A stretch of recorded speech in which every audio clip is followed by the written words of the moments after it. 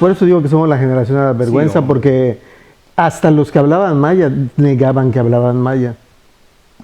Entonces, fuimos una generación, porque mi cuñado, que es mayor que yo, habla maya, y ya las generaciones que vienen atrás, gracias a Víctor Severa Pacheco, hablan maya, porque lo estableció como algo oficial en las escuelas.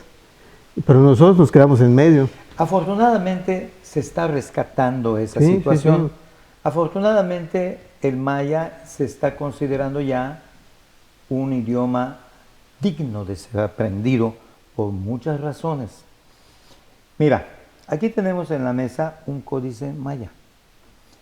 Lo tienen de adorno aquí en el canal. Pero el que elaboró este códice, que es el de Dresde, si no me equivoco, Parece ser el de Dresden. sí, Ahí es está. un alemán. Dresden. Es un muchacho alemán, digo muchacho cuarentón, pero no debe ser muchacho para mí, que vino a Cancún y está aprendiendo maya. Él puede interpretar, porque a partir de Yuri Nosov tenemos la posibilidad más abierta de conocer lo que escribieron nuestros ancestros mayas. Pues él tiene esa, y es alemán. Hace poco vi en el Facebook otro, no me acuerdo de qué bien, europeo, hablando perfectamente el maya en un poblado maya. Y tenemos el caso de Pánfilo Novelo, nuestro malogrado y muy bien recordado Pánfilo Novelo, que me comentó cuando iba a dar una conferencia en París. Largo el cuento, lo estoy abreviando, una conferencia de maya, él estaba como agregado cultural en la embajada mexicana en París, y cuando se presentó me dijo él que habían aproximadamente entre 25 y 30 personas. Y él les dijo, porque había estado previamente en Grecia, hablo griego, hablo inglés, hablo francés y hablo español. ¿En qué idioma quieren ustedes que yo les dé la conferencia? Y se levantó un austríaco y le dijo, si usted nos va a dar una conferencia sobre la cultura maya, queremos escucharlo en maya. Dice él que la emoción le invadió de tal manera, todos hablaban maya. Más vergüenza para nosotros, ¿no? Claro, Si tú por quieres. supuesto. Y qué reconocimiento, qué reconocimiento. Pero en fin, mira, que ya estamos en el programa, ¿eh? Estamos grabando el programa y solamente por protocolo tengo que hacer una presentación. Mis estimados televidentes y amigos, muchas gracias nuevamente por la preferencia de su atención. Soy Jaime Novelo, este es el programa Novelísimo para la península de Yucatán, para México y a través de los modernos medios cibernéticos para el mundo. Me da mucho gusto volverme a dirigir a ustedes y todavía más gusto en darle la bienvenida, pues ya les se dieron ustedes cuenta que ya estábamos centrados en la plática y además muy interesante, pero bueno, hay que hacer la presentación, me da mucho gusto. Le agradezco al arquitecto Carlos Cosgaya Medina, que no es la primera vez, Carlos, que te entrevisto. Es un placer platicar contigo. Gracias. Vallisoletano de nacimiento. Cancunense por cuestiones de trabajo. Sí. Peninsular por nuestra mezcla maya. Mexicano porque con todo lo que digan muchos yucatecos, me siento muy mexicano. Por y por supuesto muy americano también. Pero el arquitecto Carlos acaba de ser nombrado presidente nacional de la Asociación Nacional de Cronistas de Ciudades Mexicanas. Un honor para nosotros, los yucatecos, y hablo como yucateco de la península de Yucatán. Además fue anfitrión del 43 Congreso Nacional y segundo del Internacional. Y el programa precisamente se lo vamos a dedicar a hablar de algo muy importante, si en lo individual y guardando las debidas proporciones, cuestiones generacionales. desempolvamos fotografías, nos recreamos con esas fotografías y andamos buscando donde no les entra el mojo. Y recuerdo, en mi caso, cuando me vestía mi mamá y me llevaba la fotografía Guerra, desaparecida, cuyo archivo ya lo donamos a la Universidad de Yucatán. Así es. ¡Qué rollo! Para que nos tomen una fotografía. Sí, así fue. Y hoy te puedes aventar cientos de ellas diariamente. Es correcto. Y que lo archivas en la nube y que las modificas, que las dejas. No crecí, tenemos una diferencia generacional, tú y yo, Carlos, eres mucho más joven, pero has de haber recordado o recordarás esto que te estoy comentando. Sí, claro, los ojos acuosos por los reflectores, tengo uno que contener ahí.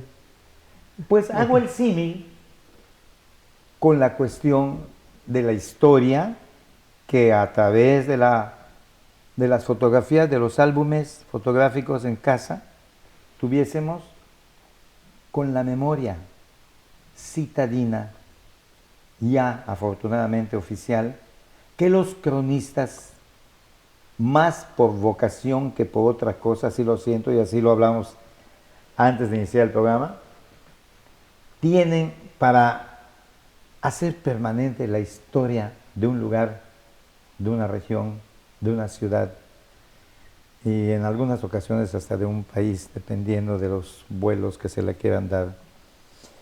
Claro. Entiendo, y ahí va la pregunta, Carlos, ¿cómo nace el mundo del cronista? Entiendo que tiene ya cientos de años de esto, ¿no? ¿Cómo se da? ¿Qué nos aporta? ¿Cuál es el valor del cronista?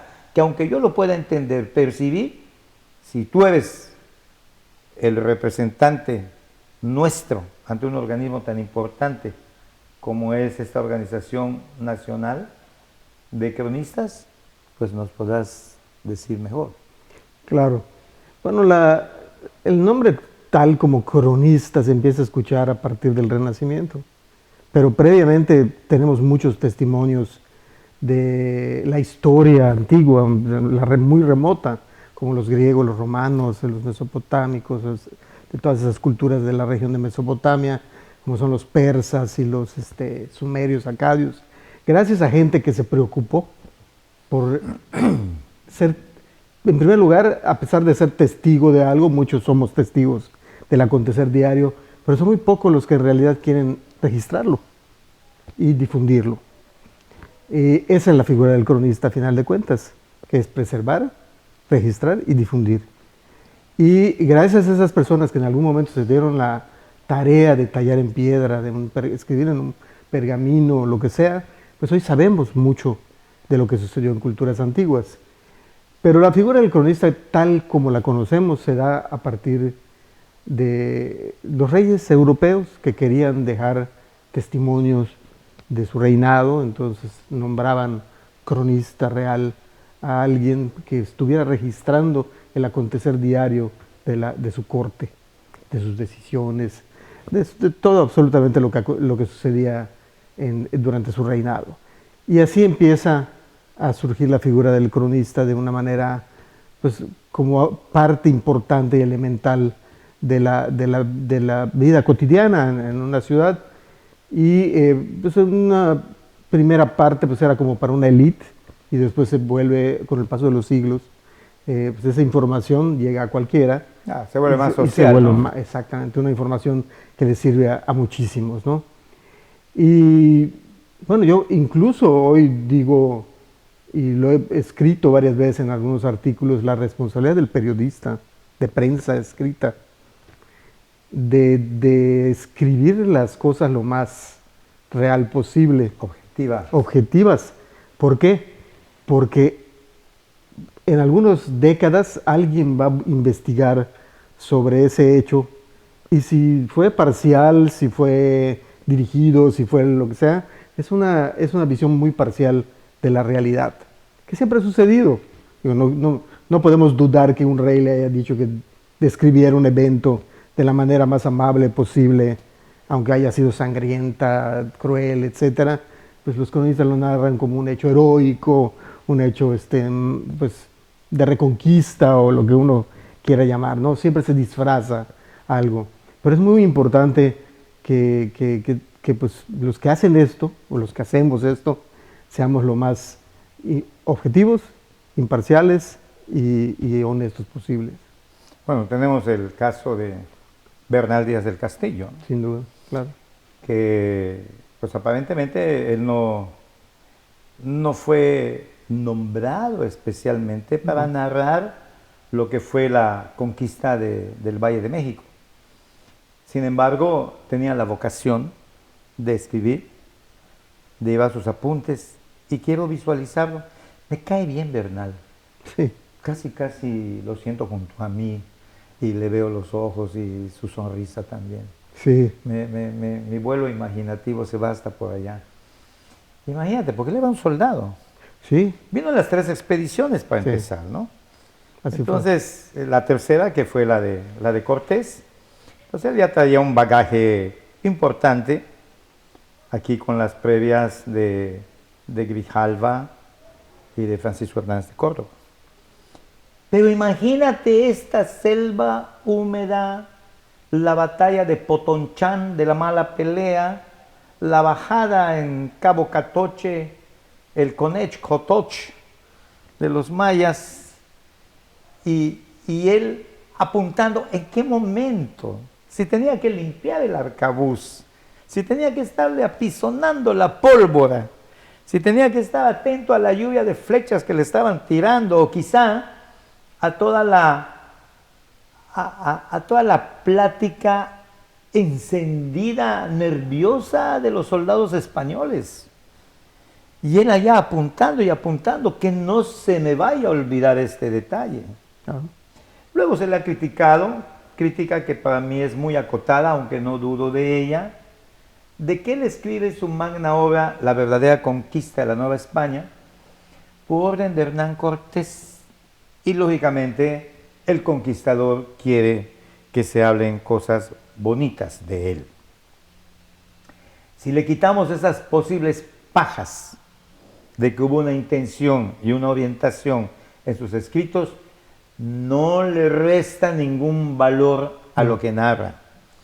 Alguien me ha dicho, demasiados detalles, muy amplia su historia, para efecto de poderle creer que lo hizo. Yo no creo que él haya hecho esta historia, que la haya escrito solamente él. Él con toda seguridad, pues yo no me acuerdo en el momento que llegamos a Zempoala, me acuerdo que ahí estaba el cacique gordo, Sí. y Que es con el me primero que acuerdo hace. sí, que se nos acercó y nos trajo unas doncellas, pero el que se acuerda es fulanito de tal. Le voy a preguntar, oye, ¿tú te acuerdas de tal situación? Sí, en esa ocasión fue que tal, y en esa batalla murieron nuestros amigos fulano y mengano. Y él iba a notar, lógico, los críticos que vaya a tener Bernal Díaz del Castillo, porque están diciendo exceso de detalles para que sea esto verdad. No, señor. Así es. Además, todo el que agarra un lápiz, una pluma, en aquel entonces pues eran plumas de ganso, por supuesto, ¿no? Ahí se podía la tinta y le echaba a andar. ¿Qué escritor no es imaginativo? Sí. Todos. Todos ponen un poco todos. de su Todos. visión, Por de su supuesto, imaginación. por supuesto. Entonces, bueno, hacía yo referencia por tener algo cercano que me encanta, porque cada vez que leo a Bernal Díaz le encuentro vetas que en la primera o en la segunda lectura no le encontré. Cosas muy bonitas que por supuesto te voy a invitar, si me lo permites, Claro. para alguna mesa redonda o algún simposio que organicemos aquí en nuestro querido canal MXN, Con gusto. para hablar de 2 temas que a mí me jalan mucho. Gonzalo Guerrero, me llama mucho la atención la personalidad de Gonzalo Guerrero. Es una. La otra, esta diferencia que nos da el mestizaje de lo hispano con lo maya y lo hispano con lo azteca es una diferencia notoria, significativa. Y al decir con lo azteca, podría yo decir con lo otomí, o con lo zapoteco, o con lo mixteco. Es lo maya y lo otro que se dio. Pero eso, bueno, va a llegar el momento en que hablemos de esto, ¿no? Claro. Tomemos esta primera parte de este primer programa como un preámbulo para que ya le entremos a la segunda parte, a lo que es realmente los cronistas que se reunieron en Valladolid. Sí. ¿Qué fue lo que sucedió? ¿Qué temas se trataron? ¿Cómo fue que converge para que en tu persona quede de manera muy orgullosa para nosotros esta gran responsabilidad de ser el presidente nacional? Pues bien. Vamos a pasar al segundo programa para que no haya detención en tu narrativa. Regresamos.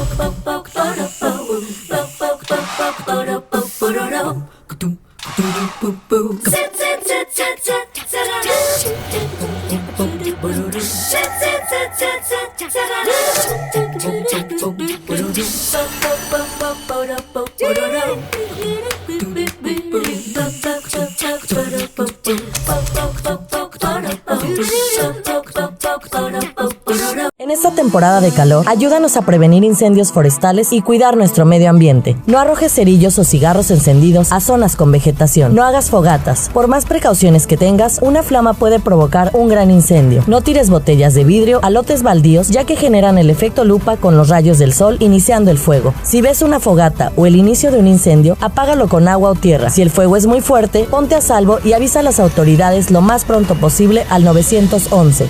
Unidos por nuestro medio ambiente, solidaridad, unido y transparente.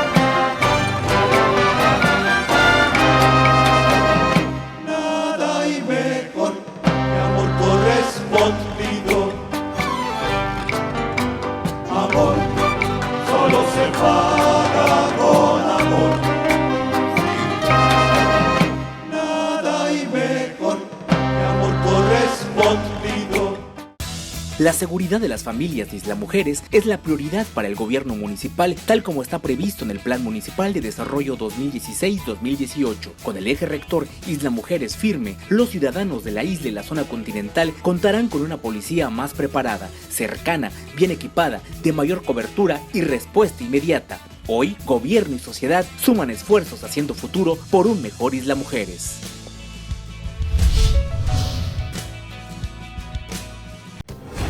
Las cosas que queremos, los proyectos que empiezan, las ilusiones concretadas, necesitan una asesoría legal y una base concreta. Notaría 64. Respaldamos tus actos legalmente.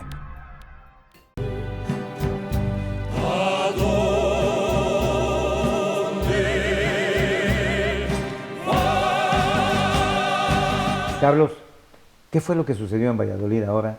Para empezar, acaba de suceder, ¿verdad? Sí. El nombramiento, la reunión de los cronistas. ¿Qué estados estuvieron representados? Por la foto vi algunas personas conocidas también. ¿Cómo estuvo esto? Bueno, la ANACCIM, que es la Asociación Nacional de Cronistas de Ciudades Mexicanas, tiene un único encuentro anual en la cual nos reunimos todos los cronistas asociados a esta pues, asociación, valga la redundancia, y que cada año se elige un sitio diferente. Normalmente se hace una propuesta, el que hace la propuesta normalmente hace una propuesta del sitio en donde se está proponiendo ser la sede, como en este caso Valladolid, Yucatán, en el cual tenemos que mostrar pues, que tiene todas las características adecuadas para recibir al número de visitantes que normalmente acuden, o sea, hay un número, un parámetro más o menos que se maneja, y que tenga la capacidad hotelera, la capacidad restaurantera, que tenga las instalaciones, auditorios, todo lo que requiere una convención de este tipo. Obviamente también la conexión entre vuelos, autobuses, etcétera. Y además un programa de trabajo como el que es la ciudad sede, y el que lo propone se convierte también en el presidente de la asociación. Normalmente esta elección se hace un año antes, y desde, por ejemplo, en este congreso de Valladolid se eligió Campeche para el próximo año. Y el de Campeche, bueno, hubo una contienda entre Sinaloa y Campeche. En mi caso fue con el Estado de México en el 2017. Y bueno, ahí lo que presentamos es un programa de trabajo como presidentes, que seríamos vicepresidentes todo este año. Por ejemplo, en el 2017 en Cancún, bueno, no se eligió exactamente en esa asamblea, pero en la siguiente asamblea ya se decidió, y yo fui vicepresidente durante todo el año, y pues el comité organizador para 2018. Ahora en 2018 yo quedo como presidente y como anfitrión, y se elige el próximo año, 2019, y el que ganó, o sea, la ciudad y su representante que lo promovió, queda como vicepresidente actualmente. ¿Es el de Campeche? El de Campeche, José Manuel Alcocer Bernés. Y entonces, así es el procedimiento, de esa manera se asigna. Y obviamente tiene uno que tener algunos años en la Anaxim, de estar ya, ser parte de la asociación, y obviamente que haya participado de manera activa. Por ejemplo, yo estuve hace dos administraciones o dos presidencias, estuve como presidente de nuevos proyectos.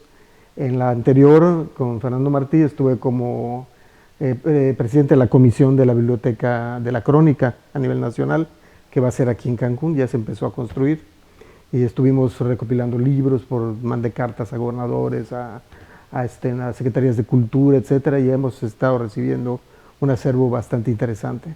Entonces queremos hacer la Biblioteca Nacional de la Crónica aquí en Cancún, y antes de este congreso pues ya nos dieron la buena noticia de que ya empezó la obra.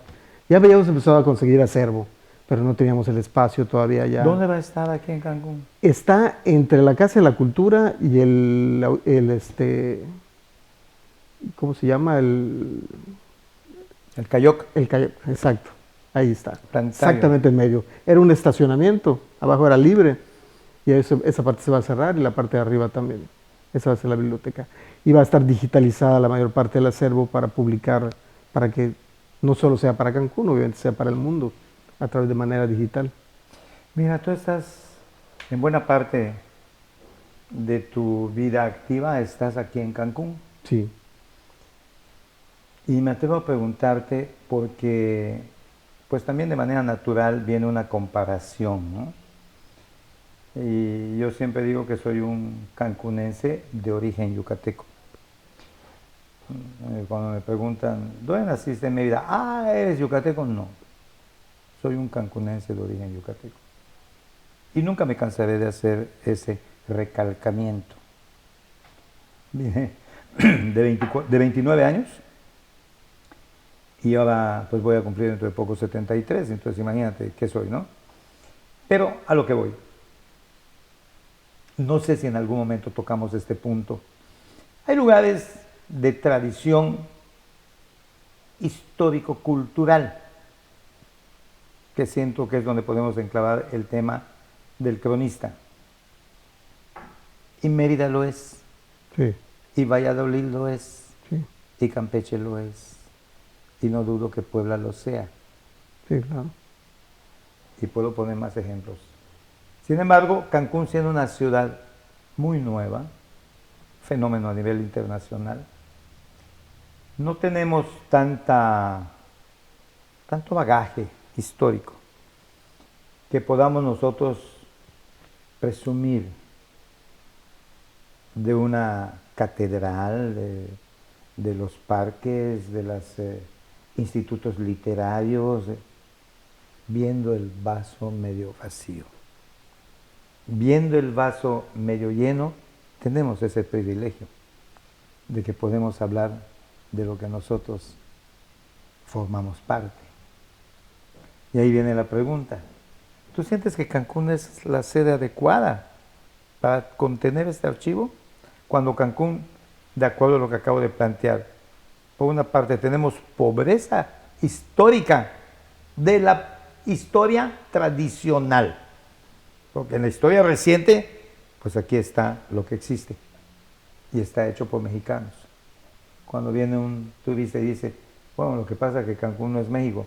¿Cómo que no va a ser México? Si eso lo hicieron albañiles mexicanos, arquitectos mexicanos, ingenieros mexicanos con materiales nuevos. ¿Cómo que no es México? No es que cuando fui a Tasco, bueno, también eso es México. Pero eso es México. Claro. Entonces, ante ese posible equívoco de concepto, ¿tú sientes que sí está bien que esté aquí en Cancún? Por supuesto que sí. Voy a dividir en dos partes la respuesta. Una es esa que estás mencionando y enfatizando, de que Cancún, la mayor parte de la gente dice eso, no tiene historia, pero, y creen que no hay un pasado interesante por destacar en Cancún. Pero en mis investigaciones, yo soy inquieto y cuando terminé en Valladolid en el 2010, el rescate del centro histórico, el trabajo que hice con el alcalde Mario Peniche, y regresé a Cancún muy apasionado de seguir trabajando en eso. Antes de que me invitaran a trabajar en el Implan, retomé un tema que yo ya había empezado, que es el de las rutas marítimas mayas. Y descubrí que Cancún era una ciudad, un eslabón de la cadena de infraestructura para el comercio y la navegación maya. Era una megápolis. O sea, era una cosa impresionante los asentamientos que habían todos de carácter lagunar, la mayoría, porque los mayas evitaban navegar hacia el mar abierto. O sea, hacían canales, se iban por los arrecifes protegidos del mar Caribe, que es muy fuerte. De hecho, ahí trabajé con biólogos, trabajé con geógrafos, trabajé con todo tipo de multidisciplinarios para lograr este tema y meterlo a la lista indicativa de Patrimonio Mundial. Y ahí descubrí canales asolvados desde el norte, precisamente desde de Boca Iglesia hasta el Meco. Pude detectar que el único puerto en la zona de aquí del norte es la del Meco, precisamente porque es tranquilo, porque tiene las mujeres enfrente. Claro, lo tiene como escudo. Claro, lo tiene como protección. Todo lo demás era lagunar. Todo, y todo, si observamos realmente, hoy se ha transformado mucho la isla de Cancún, pero si observamos todos los vestidos que yo he detectado, 17 en la mancha urbana, vamos a ver que todos están detrás de la duna hacia la laguna. Solo los de referencia marítima, chiquitos, o el del Sheraton, que así le conocíamos, están hacia el mar abierto, que son referencias de enrutamiento y de distancia y de quiebre, como los del Camino Real, etc. Entonces, esa es una parte, la parte prehispánica, y eso es porque estamos viendo los vestigios, pero no se ha investigado bien sobre la navegación y el comercio y los hechos y todo lo que pudo haber sucedido siendo una megápolis comercial importante. En la etapa colonial, pues sabemos que los mayas fueron reclutados y reubicados hacia el interior del estado, se les prohibió navegar, se les quemaron los mapas, planos, etcétera, todo lo que tenían, y se pierden todos estos puertos marítimos. En el caso de Quintana Roo, ¿por qué me interesé en Quintana Roo? Porque es el que mejor conservación tiene por no haber tenido desarrollo importante en la colonia. Campeche y Yucatán sí usaron los mismos puntos importantes mayas para hacer puertos, y Quintana Roo pues se quedó. Entonces las evidencias están allá, ¿sí? Y en la etapa colonial pues tenemos Bacalar, Tijosuco, Tepic, Zacalaca, Sabán, etcétera, toda esa ruta de Valladolid a Bacalar. Vigía Chico. Y algunas personas dicen que aquí no hubo conquista. Mentira. Cuando Francisco Montejo llega a la península, entra por Xel-Há, ¿sí? Salamanca de Xel-Há, su primera fundación, Xamancá, de Xamanjá, de Xel-Há, etcétera. Fueron unas 7 Salamancas. Entonces, fue el inicio de la conquista de Francisco de Montejo en la península, la costa de Quintana Roo. Entonces, tenemos la historia de Gonzalo de Guerrero, que hay mucho de fantasía y una buena parte de realidad. Pues en realidad es muy poco lo que se sabe de él, ¿no? Es más lo que lo hemos enaltecido. Tenemos que echar volar la imaginación Sí. para